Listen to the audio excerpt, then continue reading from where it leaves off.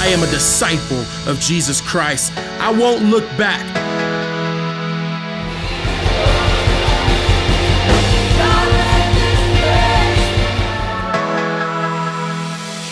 But you've got unreconciled relationships. You're fighting. You need to break it up. And if you humble yourself and you break it up, He's going to lift you up in honor. MPPA in the LBK. MPPA in the...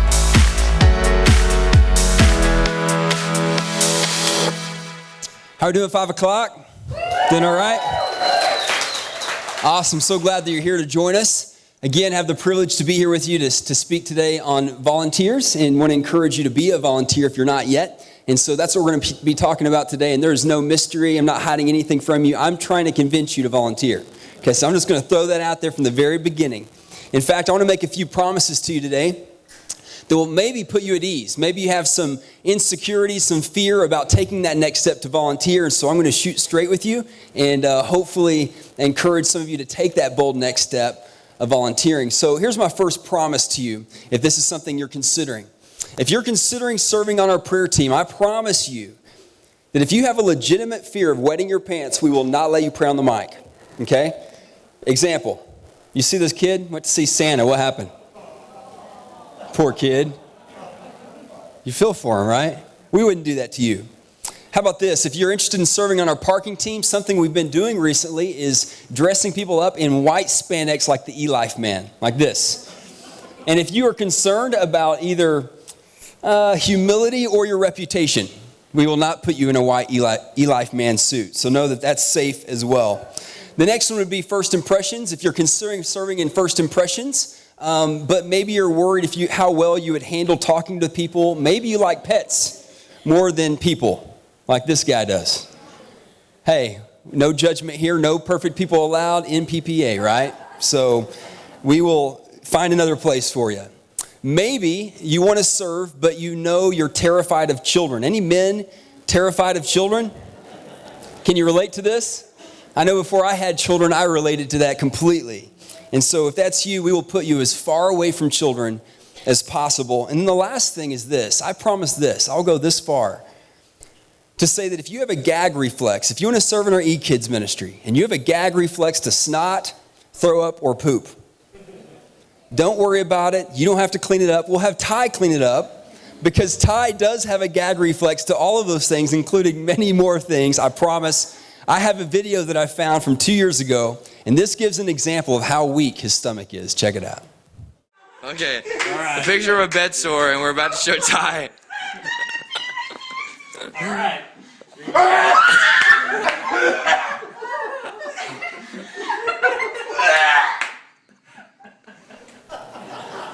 Wasn't that awesome? I love it.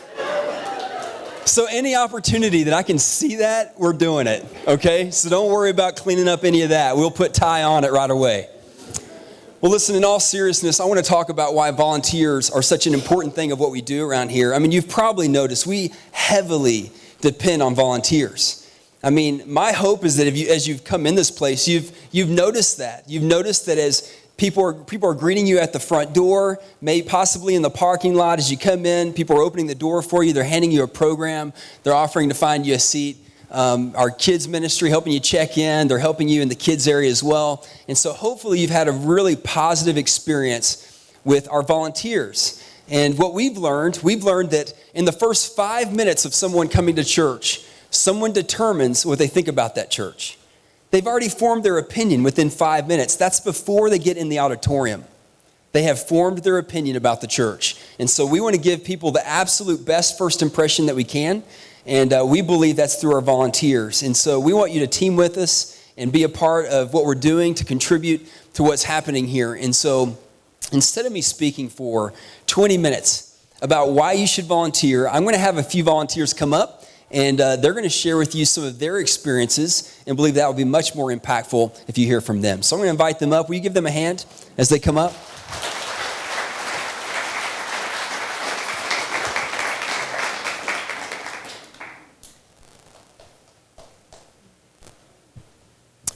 Okay, so I'm going to introduce these guys and then we'll get started. We have Candy Timmons here. Candy serves in our children's ministry.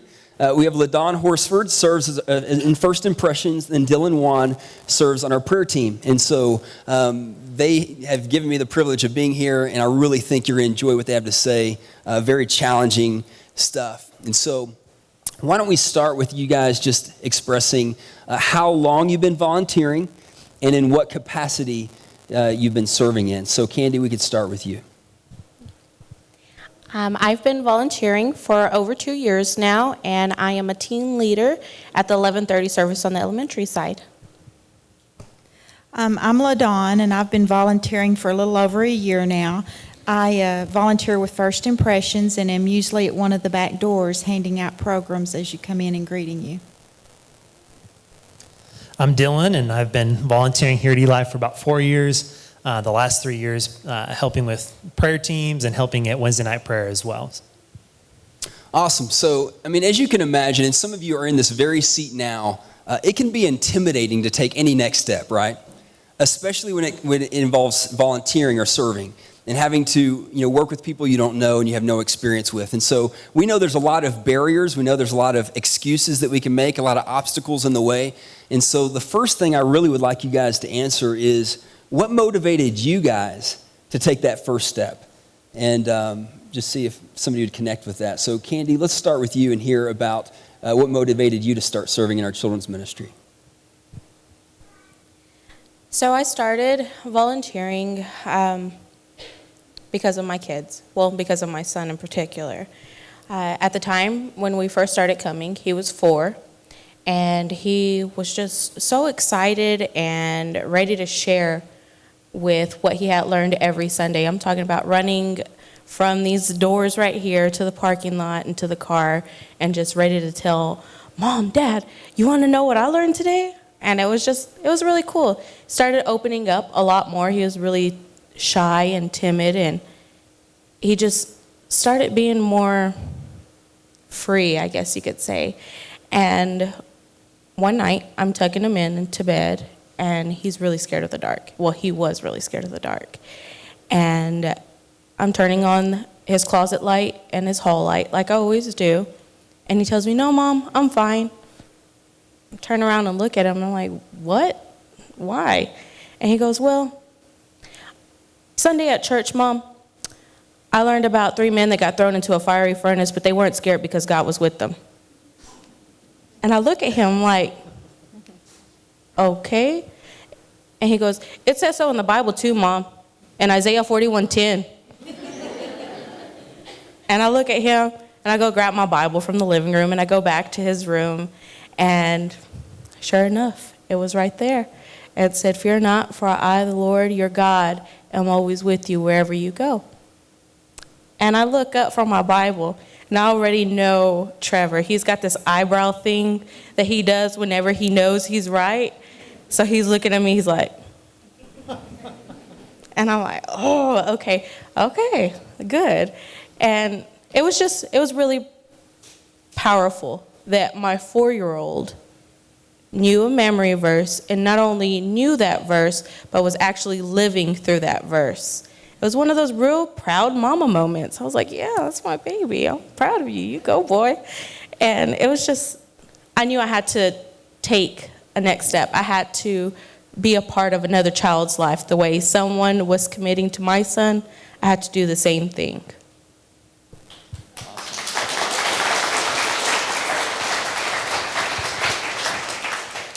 Well, my motivation for volunteering, I've volunteered always in whatever church that we were active in.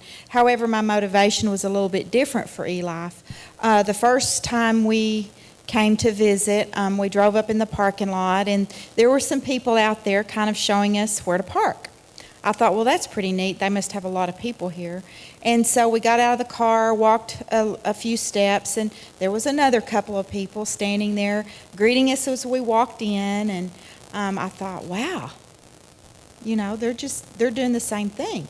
Walked on in through the door, and there was another couple that had a smile on their face and held out their hand. And I remember thinking, wow, Eli must really employ a whole lot of staff, because you just didn't see this very often. And as I got more engaged and more kind of came more often, I found out that those people were not paid by Eli. They were people just like me. They were people that got up every day whenever they were supposed to volunteer and just showed up because they wanted to. And it was very relaxing to be greeted right when you walk in the door. So I thought, I want to be involved in something that could possibly make someone else feel just like they had made me feel. So that's really what motivated me to start volunteering.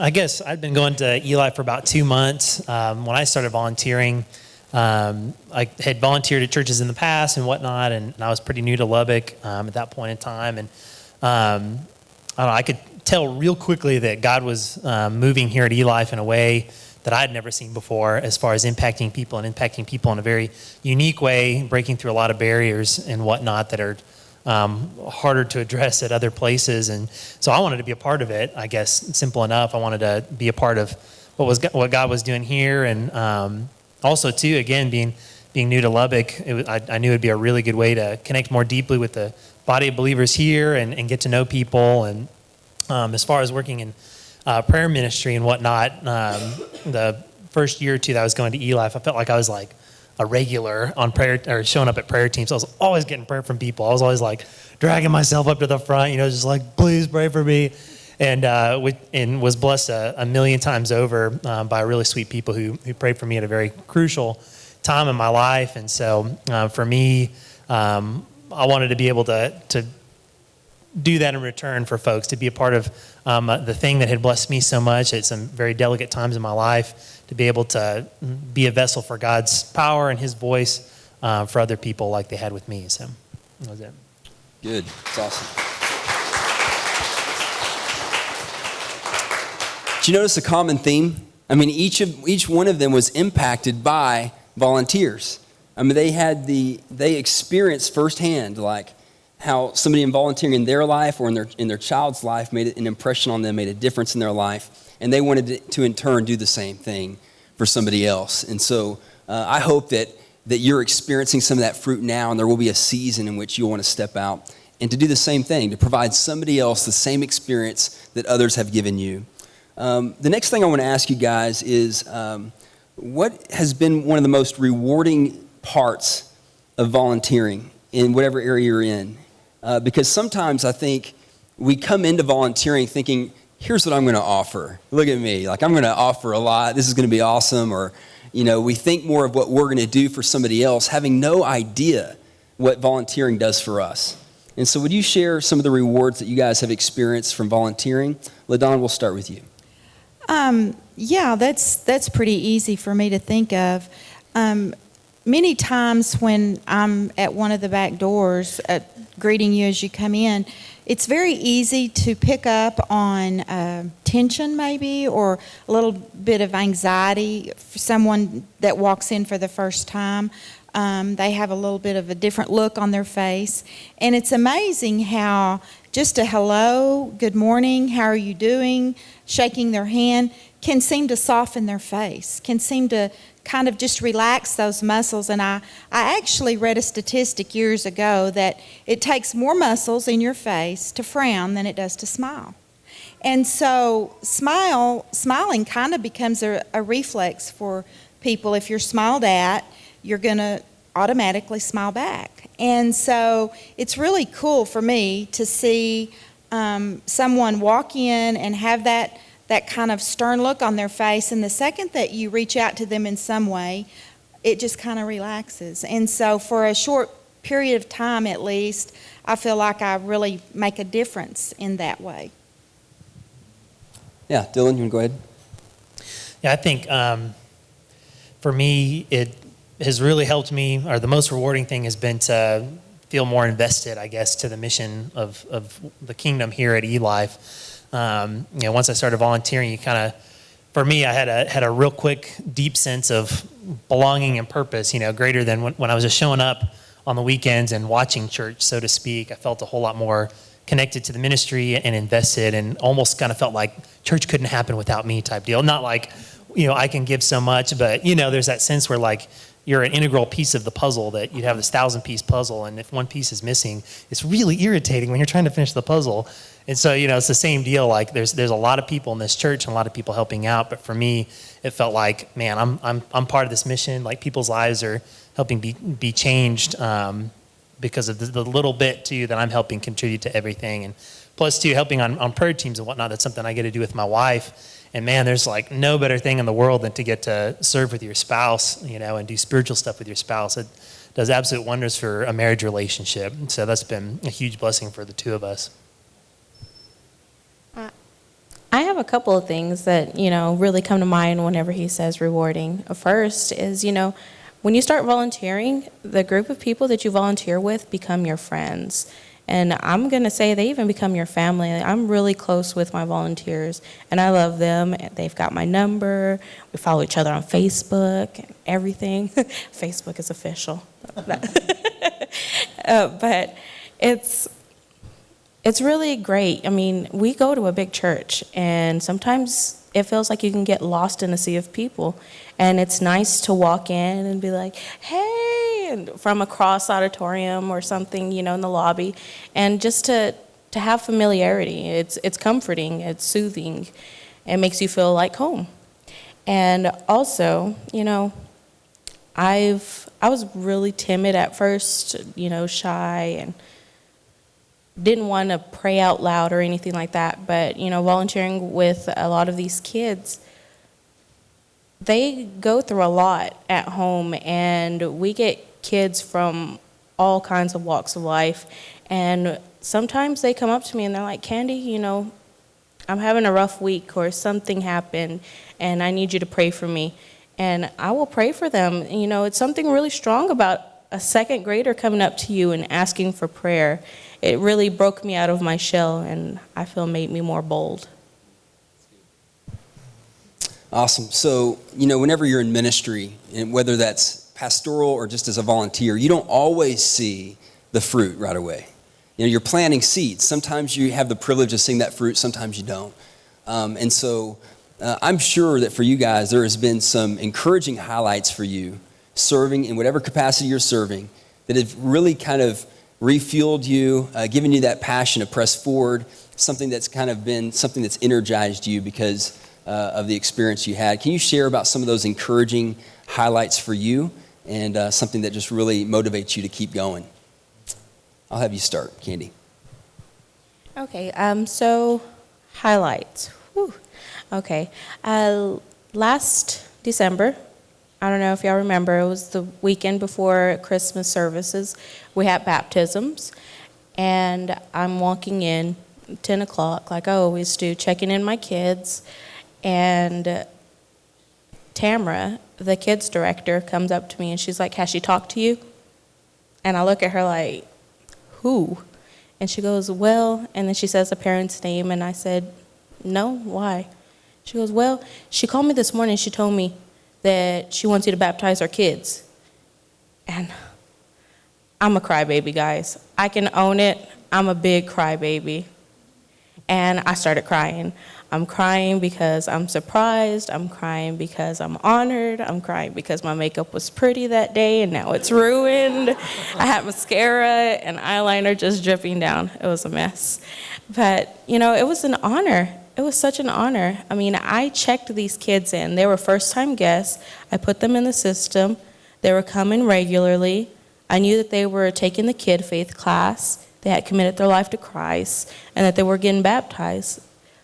But it was just like, boom, in the face when she said, will you baptize them? It was so humbling, so humbling. And we prayed in the classroom for all the kids that were getting baptized, and we came out here, and we're like in little huddles praying for the people that are all about to get baptized. And these kids grab onto me, and they hug me, and I'm crying, and they're crying, and it was just so powerful, and it made me realize, me coming just this 1 hour a week has just changed these kids' lives. You know, me paying more attention to them, being more intentional with them, has really impacted their eternity, not just, you know, their right now. And I'm just so honored and grateful for that experience.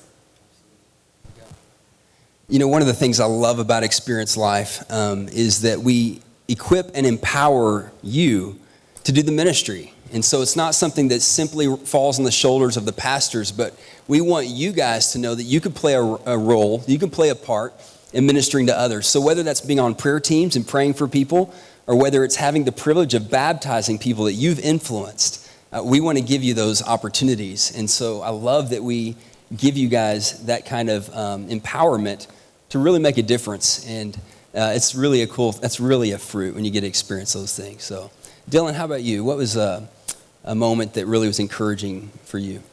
Yeah, one of course, on prayer teams and stuff, you get a chance to pray for a lot of people, and sometimes you have prayer regulars where folks come up, you know, week after week and ask you for prayer, and that's real cool to have a relationship with them like that. But most of the time, you know, someone will come up and get to pray for them, and you don't necessarily see them again, type deal. But I had an encounter with a guy about a year ago, I guess, where I'd gotten to pray for him at Tuesday night prayer at the Southwest campus, and he had come up for prayer, and apparently that day he'd just been diagnosed with what I think was a potentially terminal illness. I can't remember the exact circumstances, but he was real shooken up and devastated and hadn't even gone home.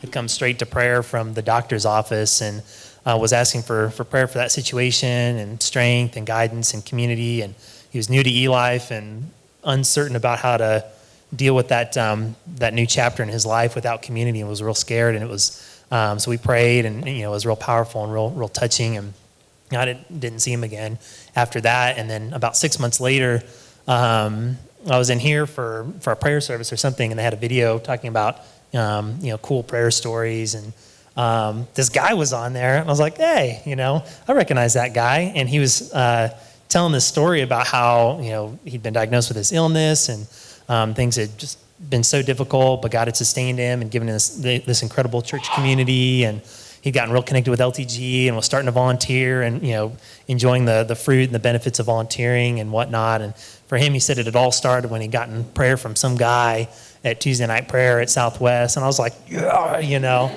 Of course, yeah, it had nothing to do with me type deal, but it was cool to see that fruit. You know, a lot of times you don't see that, but it's cool to, you know, have the full circle moment where you see what just a dinky 5-minute prayer on a cold Tuesday night helped to do for a guy in his life, and how it had sparked this entire transformation and story of God's provision. It was real cool. Very cool. LaDonna, can you share your experience as well?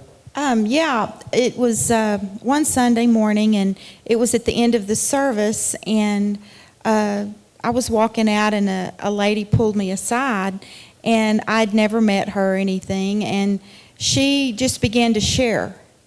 She shared some things about her past. I just basically stood there and listened, and she shared with me that her outward appearance, she felt, reflected a past that she was not proud of. She was tatted up. Pretty much all of the skin that you could see was tatted up. And, okay, well, I don't mind telling you, Lee, I secretly have a little bit of a tinge of hope of getting a tattoo one day, but hope my husband's not in here. But anyway, I do admire some people's tattoos. And so she said that when she had walked in the door, her eyes met with mine, and I smiled at her, so that caused her to take a few more steps and walk towards me. And I did comment on one of her tattoos and told her that I liked her tattoo. And so she said that that spoke volumes to her for some reason, because she had stayed away from churches because of those tattoos. There were several of them that were a little bit, you know, that she probably wouldn't have chosen today had she had that to choose again. But she said that I really didn't look at her in any strange way. I just greeted her and smiled and even complimented her on a tattoo. So to me, that was a real highlight for me, because I felt like, you know, if I can make that kind of a difference to one person, or even one person a year that felt like they could walk through those doors maybe because of their past. It was a real highlight for me to get to be a part of that. Awesome. I had no idea LaDawn was a closet tattoo lover. And so I'm going to partner with her and work with her husband, and I will drive you myself, just so you know. You know, what's really cool about that story is I actually did the same thing. I invited a family to come to our church, and they said, Lee, we'll never step inside your church. We like you, but we're just not going. And eventually they did come, and their first time here, she never recognized my tattoos. But she came in, and she said she spent the whole morning trying to find the right outfit to wear to cover up all of her tattoos. She was so nervous about it. And she came in, and she felt this heavy burden and this anxiety. Went to VIP Center as a first-time guest, and the person that helped her had a sleeve of tattoos, and she just said she could breathe. You know, it's like she finally was able to relax and enjoy being here. And for her, that was a defining moment when she said, I like this place, I want to be here. Her whole family, they said they would never come. They all committed their life to Jesus. And so I love that we're that kind of church. People feel comfortable coming here. So the next question would be, how has volunteering helped you grow in your relationship with Jesus? LaDawn, why don't you start? As I mentioned, I've been involved in any church that I've ever been active in, but it's been somewhat different here. I've gotten to be more understanding, I think, more open. We're fortunate to have a very diverse group, I think, downtown. And by that I mean, it doesn't matter what color you are. It doesn't matter what clothes you're wearing, what your haircut is like, or if you're all tatted up or not. There's a place for everyone here at eLife, I believe. And so that has, in a sense, forced me to look at things so differently than I've been accustomed to all my life. I'm more understanding, I'm less judgmental, and because of that, I think that I have been able to see people as Jesus would see them, honestly, because Jesus doesn't judge your appearance. He doesn't judge what kind of job you have. He judges your heart. And so I just think it's the coolest thing to be able to look at people like that. Well, that couldn't help but cause my relationship with Christ to go deeper, to be able to look at things and to look at people, I believe, the way He looks at us. That's good. We're going to skip to the last question, and the last question is, what would you say to those in the room who have no desire to serve? Or maybe they've contemplated serving, but there's just something they can't get past. And so how would you guys encourage those people to take that bold next step and to start volunteering? Dylan, we'll start with you. Yeah, I would encourage everybody in here to give it a shot, at least at some point. You know, there's all of us up here, there was a point where we reached that threshold where we were feeling like we needed to step out and take a leap and help volunteer, but we were unsure about it.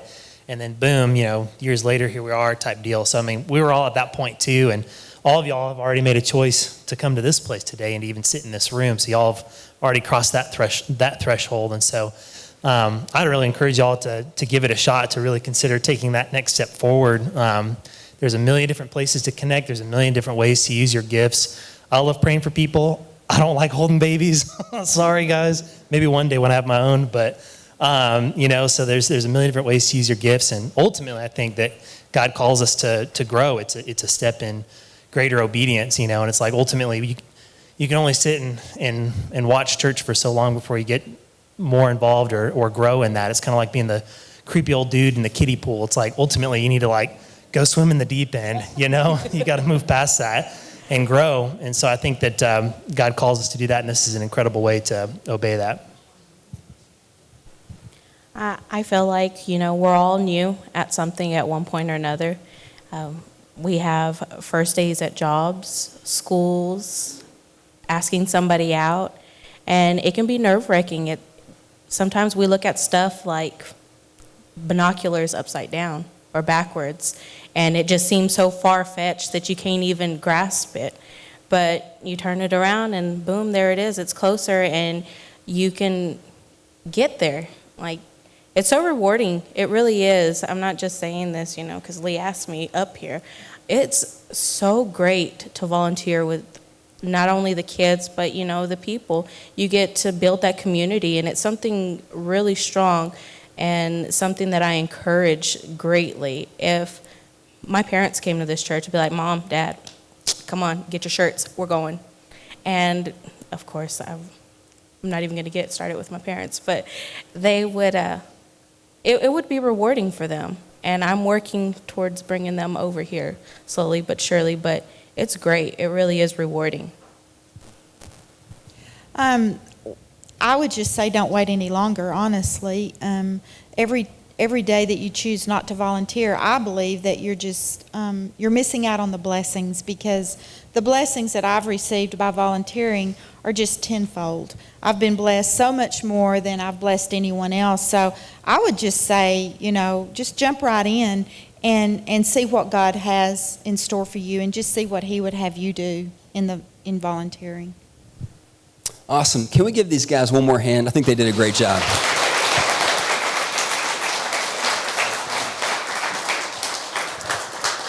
Listen, if there's something that was said that really registered with you, you just feel like you connected, it's something that maybe you feel like you're ready now to take that next step, here's how you can do that. If you would just take your connection card, it's that white card that's in your chair. If you would complete that card out, and on the back side, you're going to notice multiple areas where you can volunteer to serve. If you'll just choose one, possibly two, if you're interested, do that on the back side. And then when you leave today, we have some giving boxes in the lobby, and just drop it in the giving box. Somebody will receive that card and will call you at the end of the week. And so just know that we can get you connected as soon as possible. Hope you guys will take that next step. We'd love to have you. Now, some of you may be a little unsure of which one to mark. And listen, we want you to find your sweet spot. We certainly don't want you to jump into an area of serving just because you feel obligated to. We really want you to find a place where you could be passionate. You feel like you're using your gifts, and in a way that God can really use you. And so if you're questioning which is the best place for you, come see us at the Next Step Center after the service. We would love to have a conversation with you and try to determine the best place for you to start. And so we would love to help you discern that, and you could do that with us at the end of the service. Now, I think these guys did a terrific job. I want to add just a couple of things. One of the great things about volunteering is it's like a baby step, but to really get into community here.